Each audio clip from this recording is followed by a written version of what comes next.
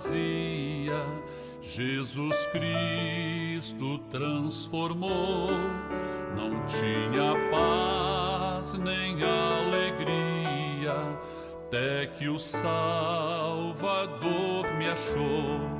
Tal como a flor que no jardim desponta para a luz do sol, assim brilhou um dia em mim Jesus. Nasci de novo pra entender o amor que Cristo tem por mim.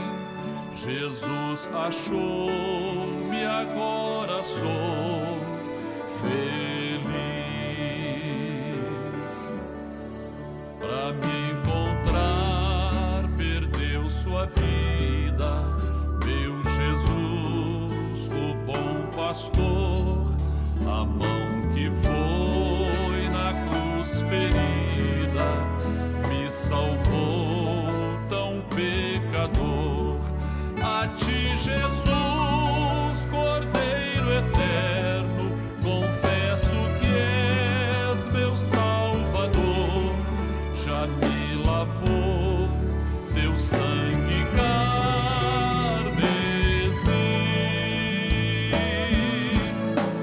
Tão frágil, tão pequeno sou, cuida de mim com teu amor, como uma flor pequena em teu jardim. Como uma flor pequena em teu jardim.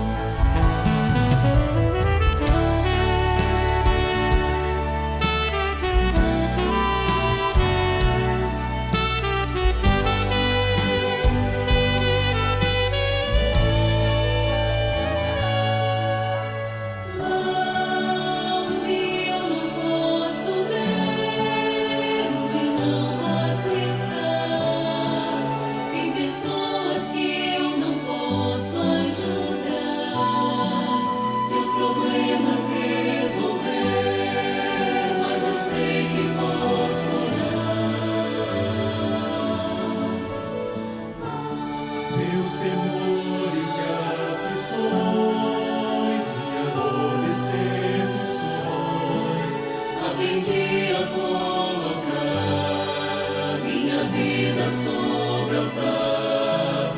Então sei que posso orar e em Deus posso confiar.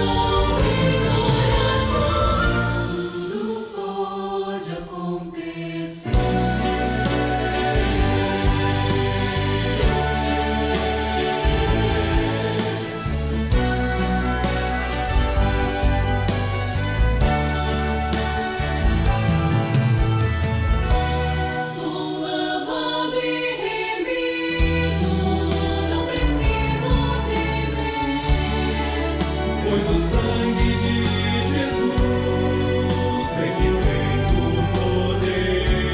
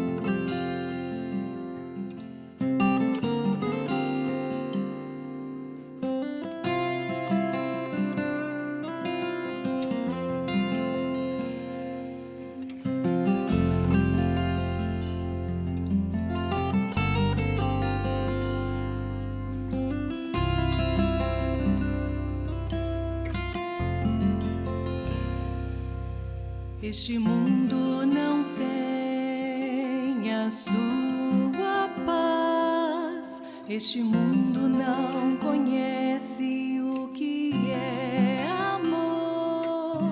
Este mundo não sabe o que é ser feliz. A paz do Senhor Jesus. Dentro de 5 minutos, daremos início às participações da Escola Bíblica Dominical, transmitidas por esse canal. Convidamos você e sua família para participarem. Compartilhe esse link, passe para amigos, vizinhos, parentes, pessoas por quem você está orando. E juntos receberemos uma grande bênção do Senhor. Fez-me entender o que é a salvação. Então abri o meu coração. Ele é Jesus. Ele é Jesus. O amor verdadeiro que o homem pode ter.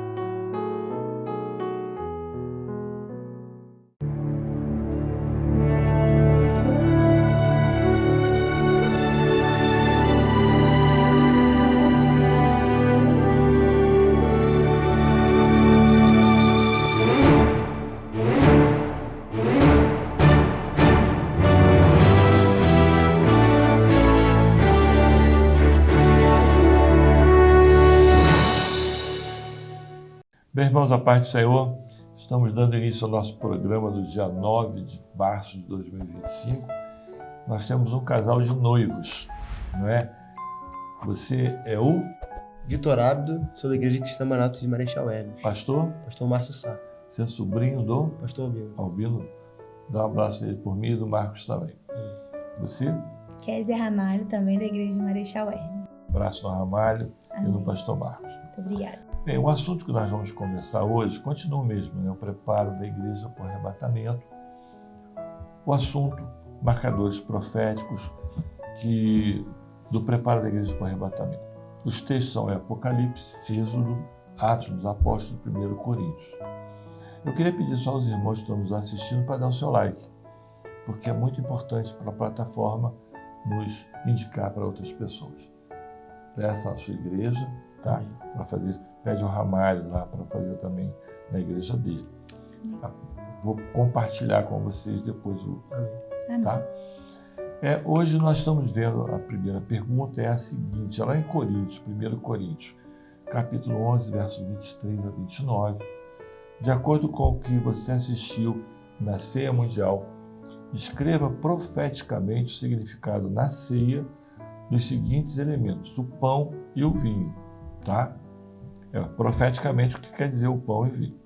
Nós temos a resposta da Michele Maia, esposa do pastor Alexandre, aqui do Rio de Janeiro.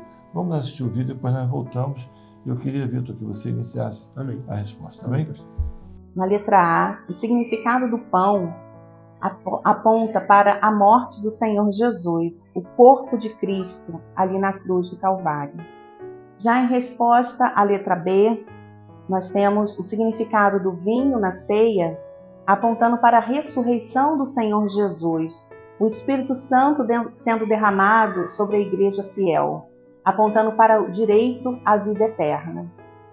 Nós vamos ler 1 Coríntios 11, 26, porque todas as vezes que comerdes este pão e beberdes este cálice, anunciais a morte do Senhor até que venha. A paz do Senhor Jesus. Bem, Vitor, nós vimos aí a resposta da senhora Michele. Eu queria que você desse início à resposta sobre esse assunto, profeticamente, o que quer dizer o pão e o vinho. Amém, pastor. A ceia é um momento muito importante para a igreja, né? E é muito importante que nesses momentos que antecedem a volta do Senhor Jesus, a igreja esteja em comunhão. E lendo esse texto de 1 Coríntios, que nós muito bem conhecemos, esses dois elementos, o pão e o vinho, eles têm uma maior importância, né? Vemos como o Senhor Jesus ele deu maior importância a esses dois elementos em detrimento dos outros. Sim. O pão ele significa o corpo do Senhor Jesus, partido por nós ali na cruz do Calvário, para que nós pudéssemos ter vida. Uhum. O Senhor ele se entregou ali como um cordeiro para que hoje nós pudéssemos ter a vida. E esse pão ele foi partido, né, na frente de todos. Naquele momento da ceia ali, com os discípulos reunidos, aquele pão é partido à frente de todos, assim como o Senhor se entregou à vista de todos, para que hoje nós pudéssemos ter vida. Uhum. É interessante nós lembrarmos também dos discípulos no caminho de Emaús. Sim. Quando que eles reconheceram o Senhor Jesus? Quando que eles perceberam que era o Senhor Jesus ali falando com eles? O Senhor ele estava andando com eles de todo aquele caminho, mas somente no partir do pão, na mesa ali, em comunhão na ceia, que o Senhor Jesus ele foi revelado ali para eles. Então essa é a importância do pão, né?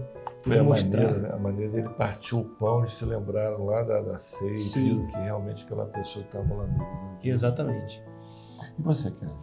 Então, pastor, aqui em João 6,51, fala assim: Eu sou o pão vivo que desceu do céu. Se alguém comer deste pão, viverá para sempre.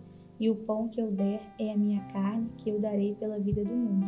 Foi isso que o Senhor Jesus fez ali na cruz. Ele deu a sua vida, ele deu ali para que nós pudéssemos ter o direito e do projeto de salvação. Uhum. E a morte do Senhor Jesus, ela é lembrada, a gente lembra dela, a gente anuncia esse projeto, a morte do Senhor Jesus, quando nós ceiamos com o Senhor. Sim. A gente está reafirmando ali, também reafirmando a vida eterna, que o Senhor Jesus voltará também.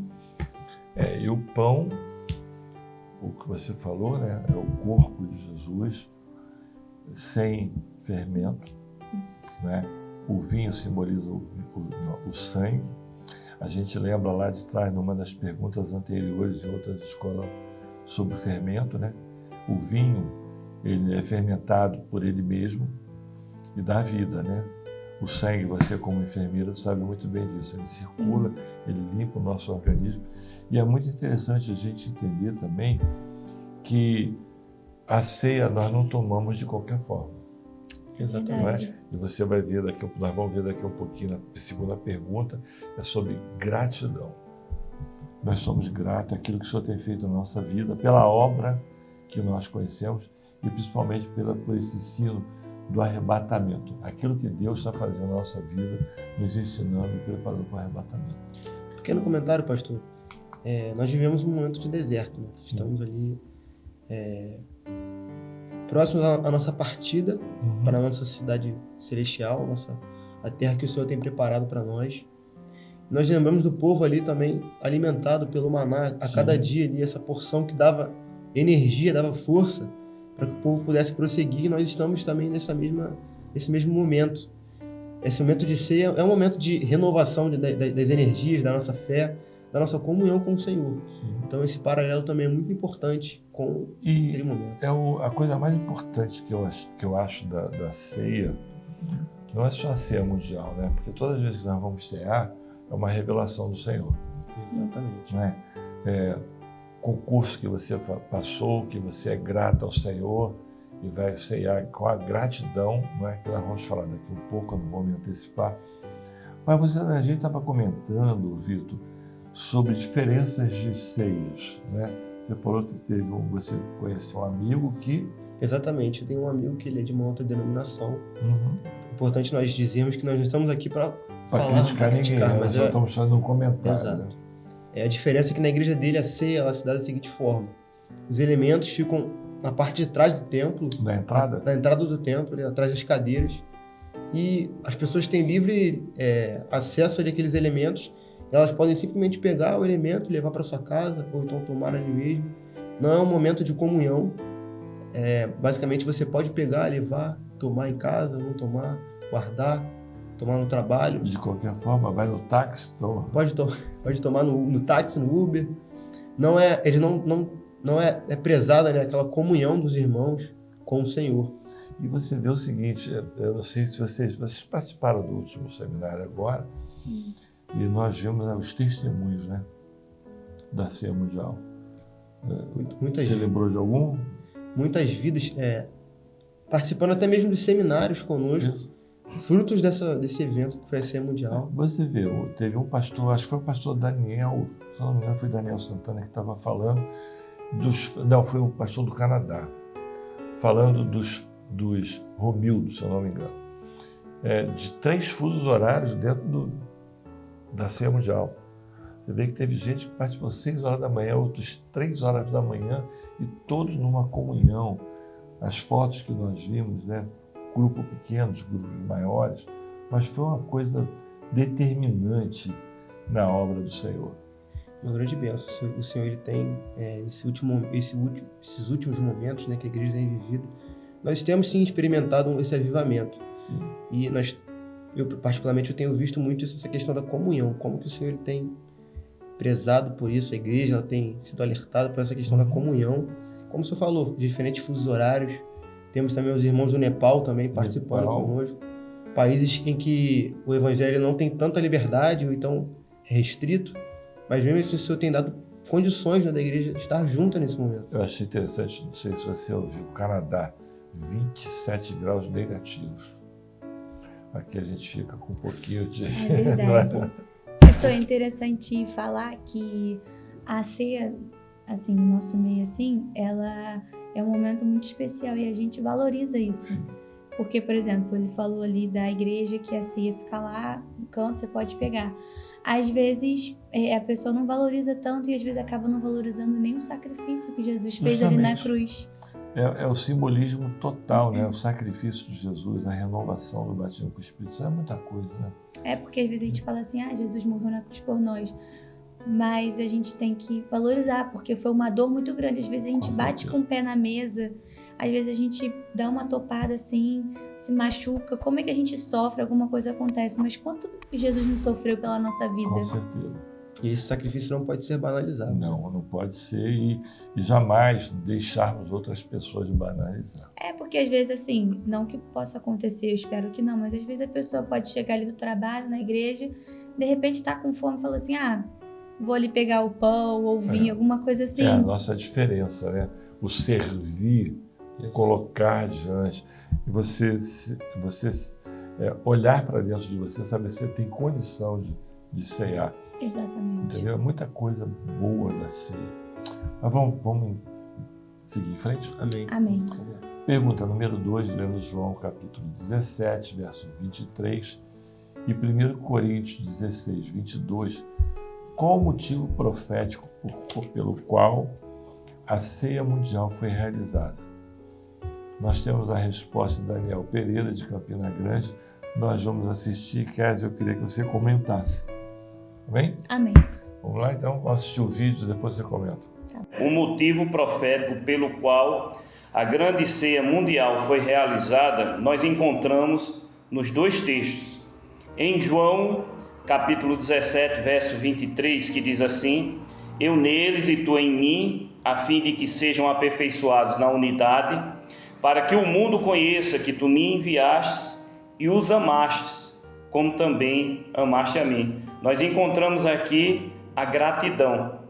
E em 1 Coríntios, capítulo 16, o verso 22, que diz assim: Se alguém não ama o Senhor, seja anátema, maranata. Nós encontramos aqui a proclamação e o testemunho, pois nesse texto aqui, na expressão maranata, nós entendemos que é uma proclamação para todo o mundo de que Jesus vai voltar. A paz do Senhor Jesus. Bem, Kézia, o motivo profético pelo qual foi realizada a ceia mundial, de acordo com a resposta do Daniel ou com o que você queira colocar.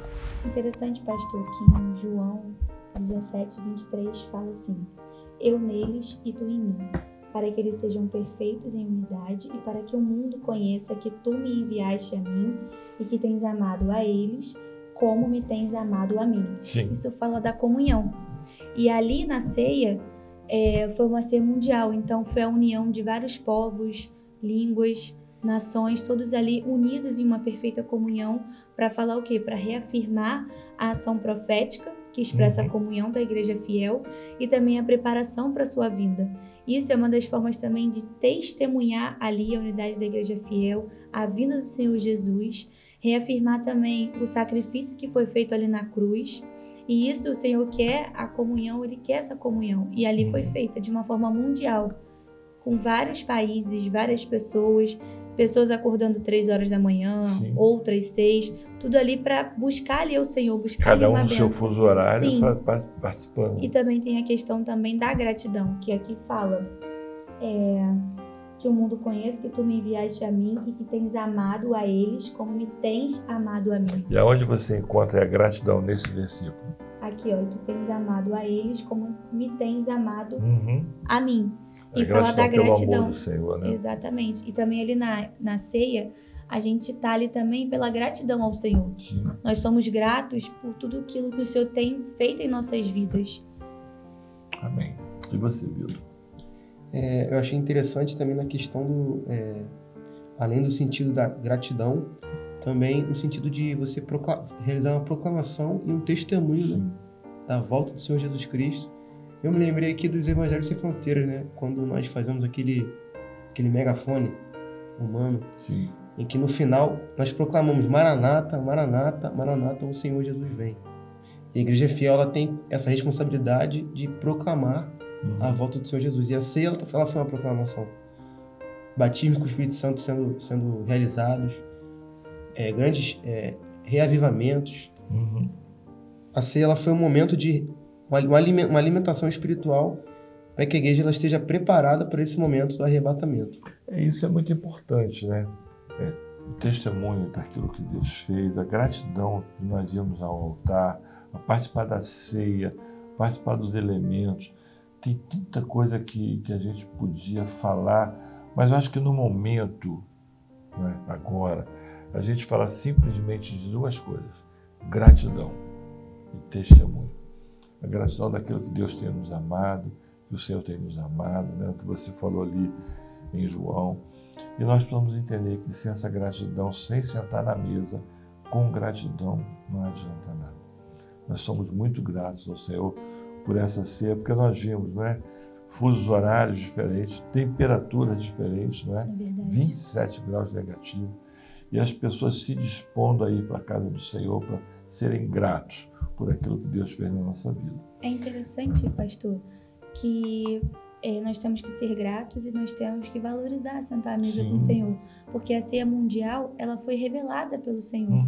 Então, o desejo também do Senhor de ceiar conosco, de sentar à mesa conosco também. E as revelações que o Senhor deu, né, para algumas igrejas, o Senhor revelou de maneiras diferentes. Você falou que lá na igreja de vocês fizeram jejum, madrugada, né? Houve promessas de emprego, portas abertas. Isso tudo, num contexto geral, só nos leva a agradecer ao Senhor. A nossa gratidão a Ele pela bênção de saúde. A gratidão ao Senhor. Na minha igreja, por exemplo, entrou uma senhora que no início do culto, ela estava em casa, recebeu o comunicado que a irmã dela estava se internada no hospital. E ela correu para a igreja. Chegou lá, ela sentou, o senhor começou a mensagem. No meio da entrega do pão e do vinho, ela recebeu um telefonema que a irmã já estava de volta, que não era nada. Glória a Deus. Então, são essas coisas que a gente precisa agradecer ao Senhor. São as gratidões, né, que nós temos do Senhor. Pastor, mas eu acho interessante também ser feito um comentário sobre o quão sério e quão solene é esse momento da ceia. Assim como aqueles que comem e bebem indignamente, existe um juízo sobre esse povo, existe também na palavra um juízo para aqueles que não amam o Senhor Jesus. 1 Coríntios 16, 22 diz: se alguém não ama o Senhor Jesus Cristo, seja anátema, ou seja amaldiçoado. Aí vem a proclamação, Maranata. Então, o Senhor é importante, é enfatizado essa questão do amor ao Senhor Jesus. A gratidão, né, pelo sacrifício, pela oportunidade de se assentar à mesa com o Senhor, e pelo sacrifício do Senhor e pela promessa do arrebatamento. E nós sempre lembramos do arrebatamento. Isso é muito importante. Sim, porque o arrebatamento, ele fala da salvação. O Senhor Jesus morreu ali na cruz por nós para que nós tivéssemos o direito à vida eterna. Com certeza. Vamos para a próxima? Amém. Lendo Mateus capítulo 26, verso 26 e 27, profeticamente, porque o pão o Senhor Jesus abençoou. Por que o pão o Senhor Jesus abençoou e o vinho ele deu graças? Houve uma diferença, a bênção do pão e a graça do vinho, não é? Ele agradeceu ao Senhor. Lília Cota Pereira de Lima, lá de Goiânia, ela está dentro do hospital trabalhando, ela fez questão de gravar a resposta. Vamos ver. Respondendo à pergunta número 3 da Escola Bíblica Dominical, o pão ele está diretamente ligado ao corpo de Cristo, hoje representado pela igreja. Nós, como igreja, fomos abençoados pelo Senhor. O Senhor, naquele ato profético, abençoando o pão, significava que ele estava formando uma igreja. E com isso, ele já estava abençoando todos aqueles que participavam de uma igreja fiel.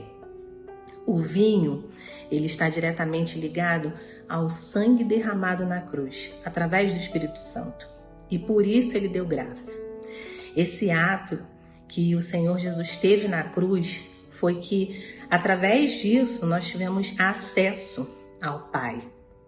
Esses dois elementos, eles são identificados na Bíblia de uma forma muito especial. E o Senhor sempre mostrava isso como se eles fossem dois elementos importantes. Em Mateus 26, 26, também mostra que esse ato ele já era profético, a formação da igreja e a comunhão através do Espírito Santo. Hoje, nós como igreja fiel, nós temos acesso ao Espírito Santo e com isso nós temos a comunhão com o Senhor que nos dá direito à vida eterna. Amém? A paz do Senhor Jesus. Bem, vamos lá, Vitor. O que você tem a falar aí sobre a resposta da Lilian? Muito bom. Liliane Cota. Muito boa a resposta da nossa irmã Liliane, em concordância com o que ela falou, né? O porquê do Senhor ter abençoado o pão, o porquê de ter agradecido pelo vinho, dado graças pelo vinho. O pão, ele representa o corpo do Senhor Jesus. Sim. E profeticamente fala da igreja, né? Igreja é o corpo de Cristo.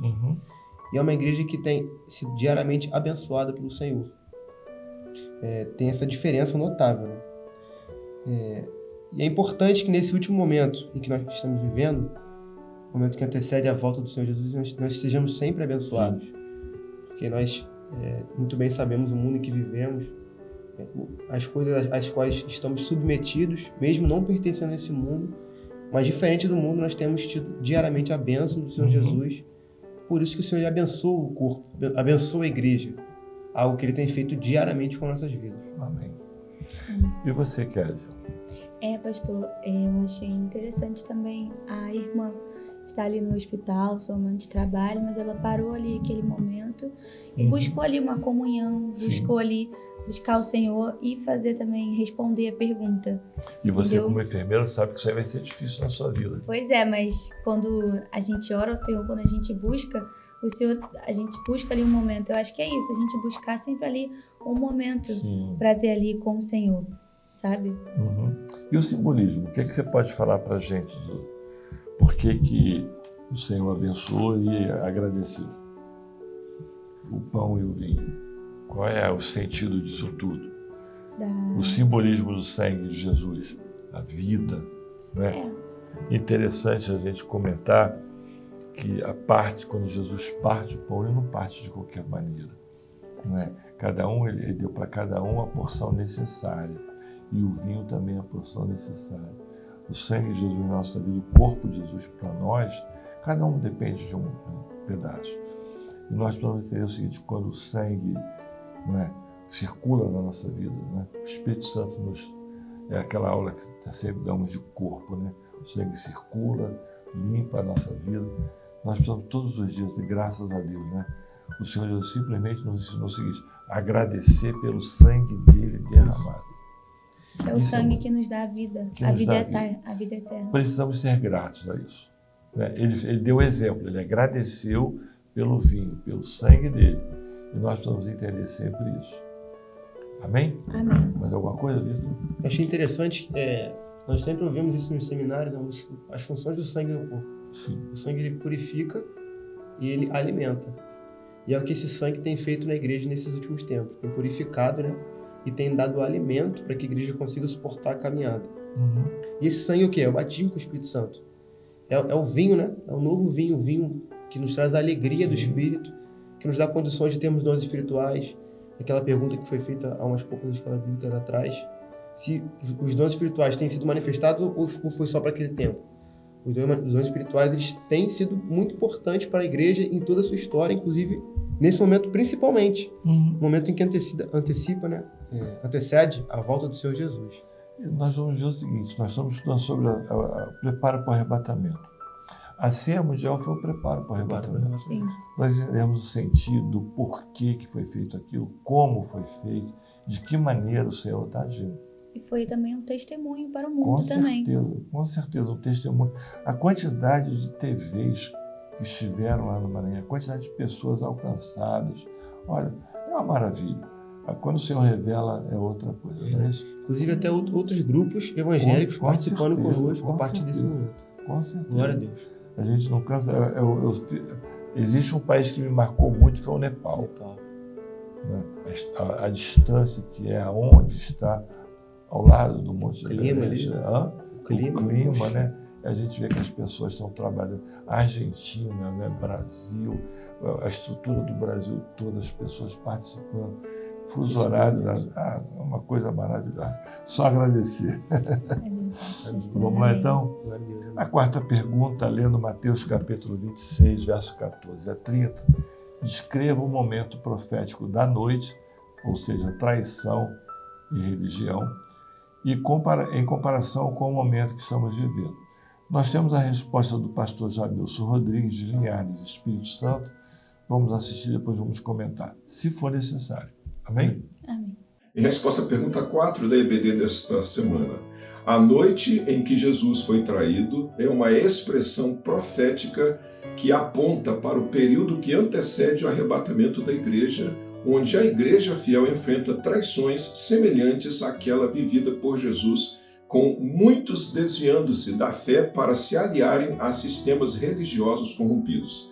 Assim como a traição precedeu a morte de Jesus, a apostasia marca nossos dias, preparando o cenário para os eventos finais. Os traidores, a exemplo de Judas, não participarão do mistério da ressurreição, pois, ao preferirem as trevas, a eles restará a morte espiritual. A religião, ao rejeitar e condenar Jesus, demonstra sua incapacidade de transcender a morte, permanecendo presa a dogmas e ritos vazios. Apenas aqueles que permanecem fiéis, reconhecendo-o como Senhor e Salvador, é revelado o mistério da ressurreição, a vida eterna em Cristo. Estes experimentarão o cumprimento da promessa do derramamento do Espírito Santo como no Pentecostes, e a revelação da vida eterna, estando para sempre com o Senhor. Em 2 Timóteo 3, de 1 a 5, o apóstolo Paulo adverte sobre os tempos difíceis que precederiam a volta de Cristo, caracterizados pela infidelidade e pela aparência de piedade, mas negando a eficácia do poder de Deus. A paz do Senhor Jesus. Bem, vamos lá, Kézia. Nós vimos aí uma resposta praticamente quase não, perfeita do pastor Jamilson, né? Você tem alguma coisa a acrescentar? Não tem nada a acrescentar, pastor. Achei uma resposta perfeita e muito completa. Isso. E você, Vitor? A resposta do nosso pastor realmente foi completa, sem acrescentar nem tirar nada. Acho que a gente não pode nem pensar em acrescentar, né? Capaz de eu piorar a resposta dele. Com certeza. Bem, agora nós vamos ter um momento especial, tá, Kézia? Você como professora de intermediários. Isso. Nós vamos cantar um hino junto com as crianças, depois vamos voltar para as perguntas das crianças e a sensibilidade. Bem? Amém.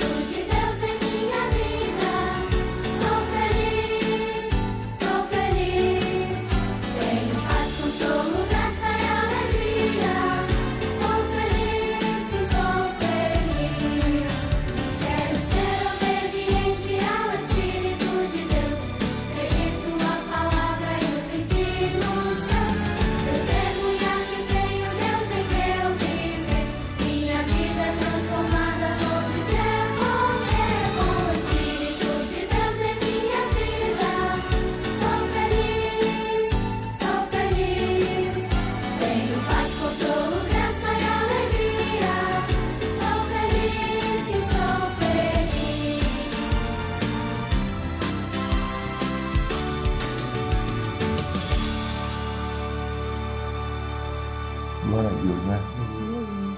Sempre lembro que quando as crianças cantam, quando as crianças glorificam, uma operação maravilhosa do Senhor no meio da igreja. Amém. Amém? Lendo Apocalipse capítulo 3, verso 6, o que significa ouvir o Espírito Santo? O que significa ouvir o Espírito Santo diz às igrejas? Nós temos a resposta de algumas adolescentes, crianças intermediárias. O Miguel Santos, lá de Cabo Santo Agostinho, um adolescente. Nós temos o João Pedro, uma criança lá de Ponte Nova. E nós temos a intermediária que está sempre conosco, a Daniele Jorge, de Armação dos Burros. Nós vamos ver os vídeos, depois, Kézia, eu queria que você comentasse. Amém? Amém. Respondendo a quinta pergunta da EBD dessa semana. Significa dar ouvidos e praticar a revelação do Senhor que recebemos através dos dons espirituais. Apocalipse capítulo 3, versículo 6. Quem tem ouvidos, ouça o que o Espírito diz às igrejas. A paz do Senhor Jesus, irmãos. Significa dar ouvidos Para dar ouvido às revelações à revelação do Senhor do Senhor que recebemos e recebemos através dos através dos dons espirituais. A paz do Senhor. para o Senhor.